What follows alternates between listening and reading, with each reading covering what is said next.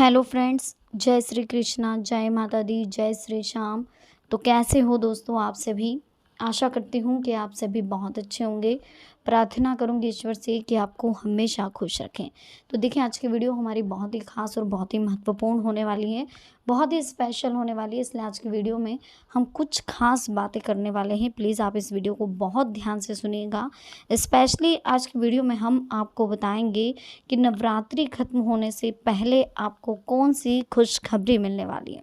आखिर क्या होने वाला है नवरात्रि खत्म होने से पहले, किस तरह की शुरुआत होने वाली है आपके जीवन में, किस तरह का चेंजेस आने वाला आपकी लाइफ में। बहुत ध्यान से वीडियो को सुनिएगा। देखिए, नवरात्र खत्म होने से पहले आपकी ज़िंदगी में बहुत सारे चेंजेस आने वाले हैं। तो प्लीज़ आप वीडियो को लाइक करें, चैनल को सब्सक्राइब करें, बेल आइकन को प्रेस करें, कमेंट सेक्शन में राधे राधे लिखना बिल्कुल भी ना भूलें। तो शुरुआत करते हैं बिना किसी देरी के हर हर महादेव का नाम लेकर। देखिए, सबसे पहले आपको स्क्रीन पर दो नंबर्स दिखाई दे होंगे, 5 और 7। First 5, second 7। इन दोनों में से जो भी नंबर आपको अपनी तरफ अट्रैक्ट करें, जो नंबर आपको अच्छा लग रहा हो, जो नंबर आपको पसंद आ रहा हो, जिस नंबर को देख करके आपको खुशी महसूस हो रही है, उस नंबर को आप चूज़ कर लें। फिर हम देखेंगे नवरात्रि खत्म होने से पहले आखिर आपकी कौन सी इच्छा पूरी होती है, आखिर क्या होने वाला है आपका नवरात्रि के एंडिंग में, समय क्या कह रहा है, टैरो कार्ड्स क्या कह रहे हो, यूनिवर्स की तरफ से क्या संकेत। फर्स्ट नंबर जिन्होंने भी चूज़ करा है, सबसे पहले उनके लिए देख लेते हैं। पहला नंबर जिन्होंने चूज़ करा है उनके लिए हम यही कहना चाहेंगे कि जीवन में बहुत जल्दी आप आगे बढ़ने वाले हैं, बहुत जल्दी आप लाइफ में कुछ बड़ा करने वाले हैं, कुछ कंडीशंस अच्छी बैठने वाली हैं। फ़िलहाल जो है समय आपके पक्ष में है, इसलिए आप जितना अपने आप को प्रूफ करना चाहते हैं कर सकते हैं। रिलैक्स रहें, खुश रहें, समय की कीमत को समझें, जीवन में आगे बढ़ने की कोशिश करें। नवरात्रि से पहले आपकी बहुत जल्दी एक मनोकामना पूर्ण होने वाली है, जो आपके मन में फ़िलहाल चल रही है, जिनके लिए आपने काफ़ी समय से विचार कर रखा है, जिनके बारे में आपने काफ़ी समय से सोच रखा है, वो मनोकामना आपकी बहुत जल्द पूरी होगी। तो आप रिलैक्स रहें, टेंशन फ्री रहें, लोड मत लें ज़्यादा, है ना। क्योंकि जो भी मनोकामना है आपको सावधान कर सकती है। जैसे कि एक माँ अपने बच्चों को बताती है कि तुम यहाँ गलत हो, तुम्हें ये करना चाहिए, तुम्हें ये नहीं करना चाहिए। उस तरह से माता रानी आपको सिर्फ संकेत दे सकती है, आप कहाँ गलत हो, आपको सचेत कर सकती है, आपको सावधान कर सकती है। लेकिन अगर आप सोचें कि माता रानी आपके बुरे कर्मों को अच्छे कर्मों में बदल दे, तो वो संभव नहीं। आपको अपने कर्मों का फल तो मिलेगा। जिस तरह से 100 गायों के झुंड में से एक बछड़ा अपनी माँ को पहचान लेता है, जबकि सभी गाय एक जैसी रहती, ठीक है, फिर भी वो बछड़ा अपनी माँ को पहचान लेता है। एक छोटा सा शिशु, एक छोटा सा एक दिन का बच्चा, एक दिन का बच्चा भले कितनी ही गोद में चला जाए, कितनी ही गोदों में झूल के आ जाए, कितने ही झूलों में झूल के आ जाए, लेकिन वो अपनी माँ की गोद को पहचानता है, ठीक है। ठीक उसी तरीके से कर्म, कर्म आपको पहचानता। आपका कर्म, आप चाहे कितनी ही मनमानी कर ले, कर्म में कैसे ही कर्म कर ले, फल में आप मनमानी नहीं कर सकते। फल आपको कर्मों के अनुसार ही मिलेगा। चाहे आप कैसे ही कुछ भी कर्म करना, वो आपकी मर्जी, लेकिन फल आपको आपके कर्मों के अनुसार मिलेगा। ना तो उसमें ईश्वर कुछ कर सकते हैं, ना ही माता रानी। हाँ, आपकी बुद्धि में विकास जरूर कर सकते हैं, आपको ठोकर लगवा सकते हैं, आपको समझा सकते हैं, बार बार आपको गिरा के उठाने की कोशिश कर सकते हैं। लेकिन ऐसा नहीं है कि आपको वो आपके बुरे कर्मों को अच्छा कर दें। वो आपको अच्छा बनाने की कोशिश करेंगे, आपकी सोच को, आपकी नीयत को, आपके व्यवहार को, आपके वाणी को, सबको वो कोशिश करेंगे कि जितना हद तक अच्छा बना सकें। लेकिन अगर आप खुद सुधरना ही नहीं चाहें, है ना, आप चाहे कितने ही आपको ठोकरे लग जाए। मान लीजिए कि फॉर एग्जाम्पल कोई बंदा, किसी ने कुछ कर दिया गलत, ठीक है, वो जेल में चला गया, है ना। जेल में जाने के बाद में तो उसे समझ में आ जाना चाहिए कि उसने अपराध किया, उसे सजा मिली, और अब वो कार्य ना करे, छोड़ दे। वहाँ से आने के 6 महीने की खैर उसको जेल हुई, वहाँ से आने के बाद वो अपने जीवन को अच्छी तरह से जी ले। लेकिन वहाँ से आने के बाद वो और ज़्यादा अपराध करने लगता है ना, और ज़्यादा। उसे सिर्फ 6 महीने की सज़ा इसलिए दी गई थी ताकि उस बीच वो समझे, उस बीच वो जाने, उस बीच वो महसूस करे कि उसने क्या गलत करा। लेकिन अगर वो फिर से वही कार्य कर रहा और ज़्यादा बढ़ करके अपराध कर रहा है, तो उसमें ईश्वर कुछ नहीं कर सकता। फिर तो आपके कर्म हैं, आपको भोगना है, कोई कुछ नहीं कर सकता। बच्चों के कर्म बच्चों के साथ, माँ बाप के कर्म माँ बाप के साथ जाते हैं। अगर आपके पेरेंट्स ने कुछ गलत कर्म करे हैं तो उन्हें भुगतना, आपने कुछ गलत कर्म करे हैं तो आपको भुगतना है। इसलिए अगर अपनी ज़िंदगी में सब कुछ पाना चाहते हो, सब कुछ, सब मिलेगा यहाँ पर सिर्फ खरीदारों की कमी है। बेचने वाले तो बहुत है, बस यहाँ खरीदारों की कमी है। खरीदना आना चाहिए। अब खरीदोगे कैसे? कैसे खरीदोगे बताओ? यहाँ पर बहुत सारी चीज़ें, पैसे नहीं चलते, लेकिन यहाँ पैसे नहीं चलते। यहाँ खरीदारों की कमी है, बेचने वाले बहुत है, लेकिन यहाँ पैसे नहीं चलते। अब यहाँ क्या बेच रहे हैं? आपके सपने बिक रहे हैं, है ना? आप खरीदो, है ना? आपकी खुशियाँ बिक रही है, आप खरीदो। रखो अपने अंदर ये हौसला कि आप खरीद सको, है ना? आपकी हेल्प करने वाले बिक रहे हैं, आप खरीदो। कैसे खरीदोगे?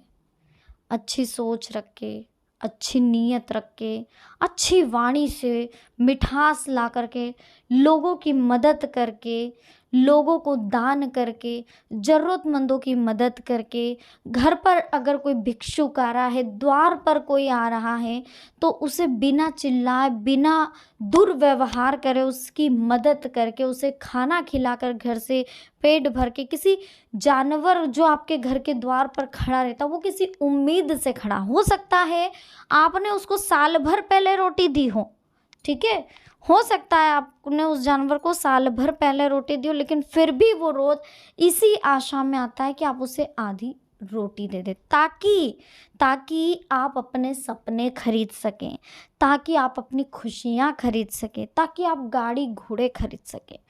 कर्म करो, लेकिन किसी आशा के साथ नहीं।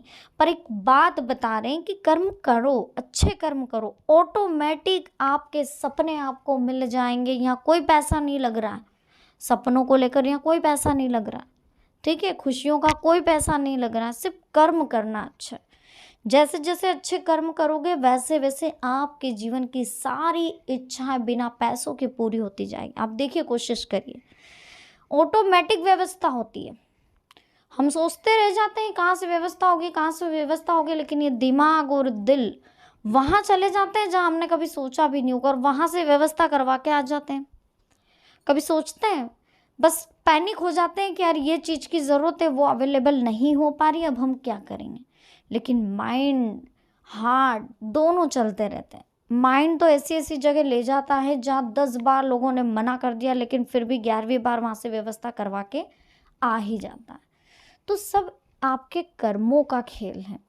कर्मों के बिना कुछ नहीं हो सकता। नवरात्रि में माता रानी से ये शपथ ले लीजिए कि अब हम कोई गलत काम नहीं करेंगे। भले ही मंदिर मत जाओ, भले ही कोई पूजा पाठ मत करो, लेकिन हमेशा अपने कार्य में ईमानदारी रखो, सत्य बोलो। कभी भी ऐसा झूठ मत बोलो जो किसी के लिए दुखदाई हो, जो किसी का बुरा चाहता हो। ऐसा झूठ कभी नहीं बोलना। हाँ, किसी को बचाना चाहते हो, ऐसा नहीं कि अपने दोस्त की बुराई छुपाने के लिए, उसको बचाने के लिए।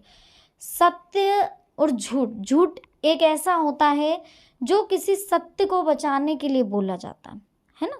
ऐसा नहीं कि झूठ को छुपाने के लिए आप झूठ बोले, सत्य को बचाने के लिए भी कई बार झूठ बोला जाता है, वो झूठ मान्य रहता है ना। क्योंकि जीवन में सच से पहले झूठ इतना फैल जाता है कि सच को अपनी जगह बनाने में थोड़ा समय जरूर लगता है, लेकिन सच अपनी जगह बना लेता है, ठीक है। तो ये कुछ चीज़ें हैं जो हमें जीवन में समझनी होगी। बाकी माता रानी की कृपा है आपके ऊपर, विशेष कृपा बनी हुई है। माता रानी ढेर सारा आशीर्वाद, ढेर सारी खुशियाँ आपके घर में लेकर के आए, ऐसी कामना हम करते हैं। और माता रानी का बहुत सारा आशीर्वाद आपको मिले, आपके घर में नन्हे मेहमान की किलकारियाँ माता रानी के रूप में गूंजे।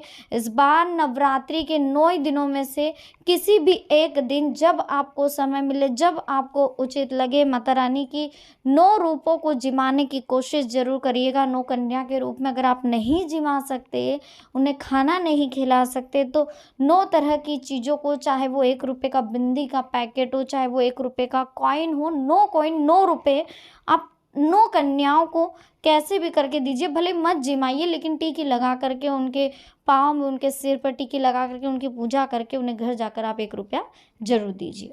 चलिए सेकंड नंबर की बात करते हैं, जिन्होंने भी सेकंड नंबर चूज़ करा है आपके लिए देख लेते हैं क्या कह रहे हैं टैरोट कार्ड्स, किस तरह से आपके जीवन में बदलाव आने वाला है, माता रानी की आप पर किस तरह से कृपा होने वाली है।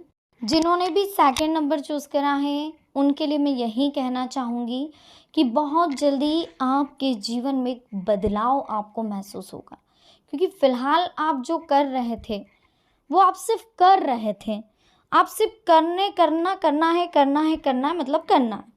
अगर आप किसी कार्य को इंटरेस्ट के साथ नहीं करेंगे तो उस कार्य में आपको सफलता नहीं मिलनी है। सफलता चाहिए, जीवन में आगे बढ़ना चाहते हो, लाइफ में कुछ करना चाहते हो, अपना जो भी कार्य है अगर उसमें इंटरेस्ट नहीं आ रहा तो उसे छोड़ दीजिए। जिस कार्य में इंटरेस्ट आ रहा है उसको करने की कोशिश करिए। आप माता रानी का आशीर्वाद चाहते हैं लेकिन उसके लिए मेहनत ज़रूरी है, उसके लिए कर्म करना बहुत ज़रूरी है। आप सोचेंगे कि घर बैठे बैठे मैं बिना पढ़े बस चला जाऊं और एग्ज़ाम दे दूं और पास हो जाऊं, संभव नहीं है। माता रानी की आराधना क्यों करते हैं हम पता है? इसलिए नहीं कि बिना पढ़े वो पास कर दे, इसलिए नहीं भगवान को पूछते हैं कि यार हम कुछ भी नहीं पढ़े बस हम एग्ज़ाम में माता रानी का नाम लिख के आ जाएंगे, हम पास हो जाएंगे। हम आराधना इसलिए करते हैं, हम पूजा इसलिए करते हैं, हम मंदिर इसलिए जाते हैं ताकि हमारे अंदर पॉजिटिव एनर्जी जनरेट हो। और ये जो पॉजिटिव एनर्जी होती है इंसान से बड़े काम को आसानी से करवा सकती है। अब कैसे होगा बड़े से बड़ा काम? देखिए, अगर आप मंदिर गए, अगर आपने डेली पूजा करी, डेली हनुमान चालीसा, दुर्गा चालीसा पढ़ना चालू कर दिया, नवरात्रि के दिनों में ही चलिए, तो उससे क्या होगा? आपके अंदर एक पॉजिटिव एनर्जी जनरेट होगी, सकारात्मक इफेक्ट आएगा आपके अंदर, सकारात्मक ऊर्जा आएगी। उससे क्या होगा? आपका कॉन्सेंट्रेशन बढ़ेगा, आपके अंदर एकाग्रता बढ़ेगी, आप किसी भी चीज़ को बहुत ध्यान से समझेंगे, बहुत ध्यान से करेंगे।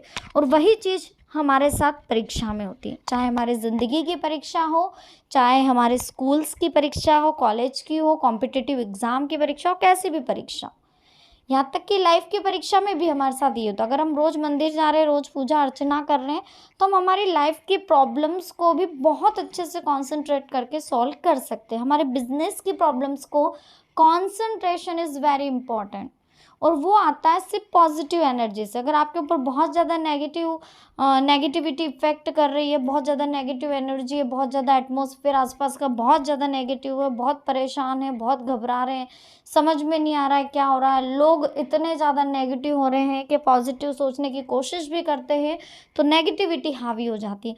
तो इस जगह क्या होता है, इंसान कॉन्सेंट्रेशन नहीं बिठा पाता, क्योंकि कभी भी आप देखिएगा नेगेटिव चीज़ों में क्या होता है कि 4 से 5 तरह से दिमाग घूमता है। फॉर एग्जाम्पल हम आपको बताते हैं नेगेटिव एनर्जी किस टाइप की रहती है। आपको किसी ने बोल दिया कि आप बहुत ज़्यादा बोलते हो और आप बहुत ज़्यादा गुस्से में हो, किसी ने आपको 10 जनों के सामने ऐसा बोल दिया। अब आपके दिमाग में वही चल रहा है, मैं बहुत ज़्यादा बोलता हूँ, बहुत ज़्यादा गुस्से हूँ, मुझे किसी ने ऐसा बोला, उसने इसके सामने ये बोला, ये दूसरा पॉइंट दिमाग में। तीसरा पॉइंट, मेरी तो उसने इंसल्ट कर दी। चौथा पॉइंट, उसने मुझे ऐसे सबके सामने कैसे बोल दिया। पांचवा पॉइंट, मैं तो उसे बहुत अच्छे से समझता था पर उसने ये क्यों बोला।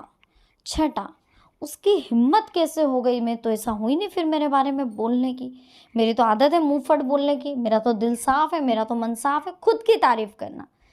अगर इस जगह आप पॉजिटिव सोचने लग जाते हैं, ये तो हो गई नेगेटिव थॉट्स जो आपके ऊपर बहुत ज़्यादा हावी होते हैं। इस जगह जब आपको कोई कुछ बोल देता, आपकी आलोचना करता, आपको ताने देता है, या यूँ कहें आपकी बुराई करता है, या यूँ कहें आपको सच बताने की कोशिश करता है, या आपको भगवान की तरफ से, देखिए जो भी होता है सब गॉड की तरफ से होता है, कोई कुछ नहीं करता, कोई इंसान आपको ताने नहीं दे रहा, कोई आपकी आलोचना नहीं कर रहा, कोई आपको ठोकर नहीं दिलवा रहा, कोई आपको धोखा नहीं दे रहा, सब कुछ आपके कर्मों के आधार पर ईश्वर की ओर से आधारित किया जाता है, और ये सब आपके कर्मों का खेल है।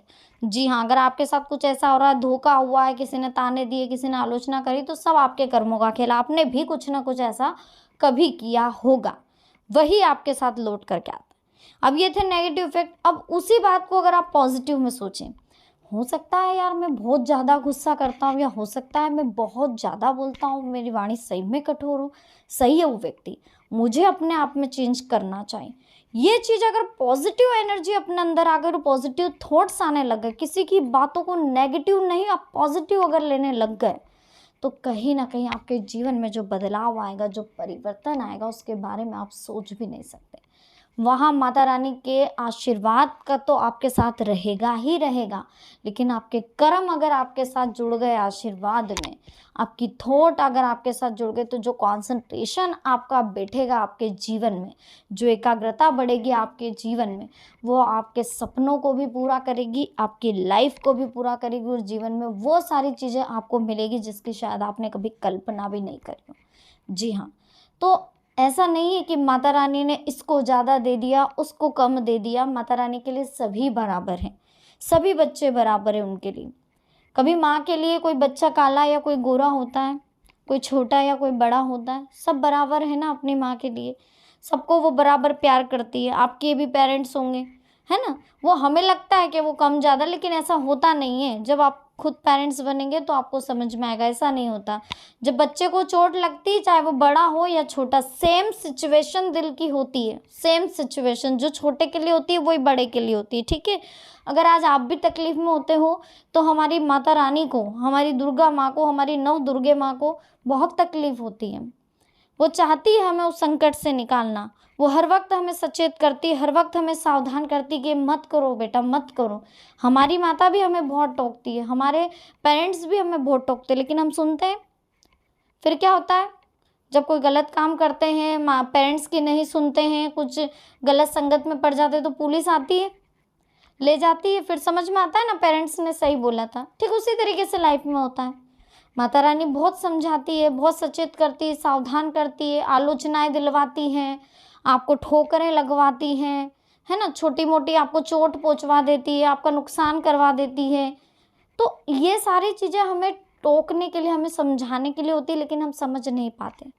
इस बीच हम अनभिज्ञ हो जाते हैं, ऐसा कि हम कुछ जानते ही नहीं।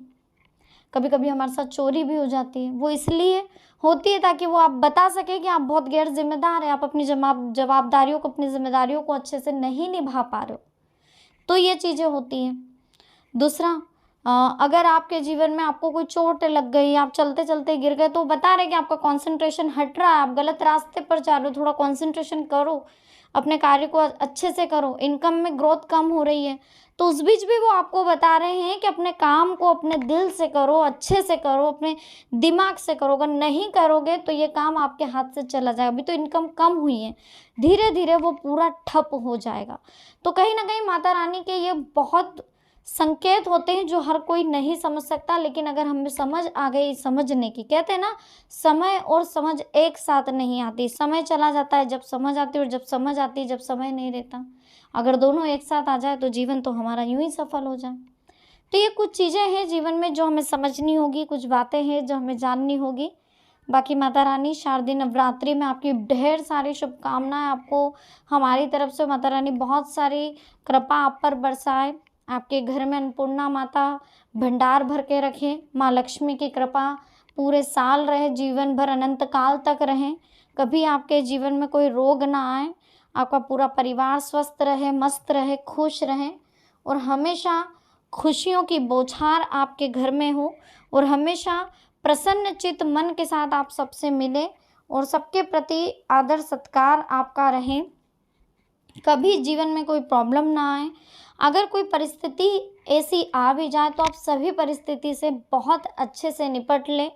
हर परिस्थिति को धैर्य के साथ समझना होगा, थोड़ा सा कंसंट्रेशन बिठा करके समझे। एकदम से पैनिक होना, एकदम से गुस्सा हो जाना, एकदम से टेंशन ले लेना, ये चीज़ें उचित नहीं है। इन चीज़ों को थोड़ा सा आप समझे, थोड़ा सा जाने। बाकी माता रानी की ढेरों शुभकामनाएं आपके साथ है। 9 ही दिन माता रानी की खूब आराधना करें, माता के 9 रूपों की पूजा करें। हो सके तो किसी भी एक दिन माता रानी के रूप में 9 कन्या को जरूर अपने घर में जिमाएं। नहीं जिमा सकते अपने सामर्थ्य के अनुसार, उन्हें कुछ भी दक्षिणा आप दे दें। और इस बीच माता रानी के 9 ही रूपों के सीधे पाँव के अंगूठे को धो करके, उनकी पूजा करके, फूल चढ़ा के अपने घर के चारों कोनों में चढ़ाएं।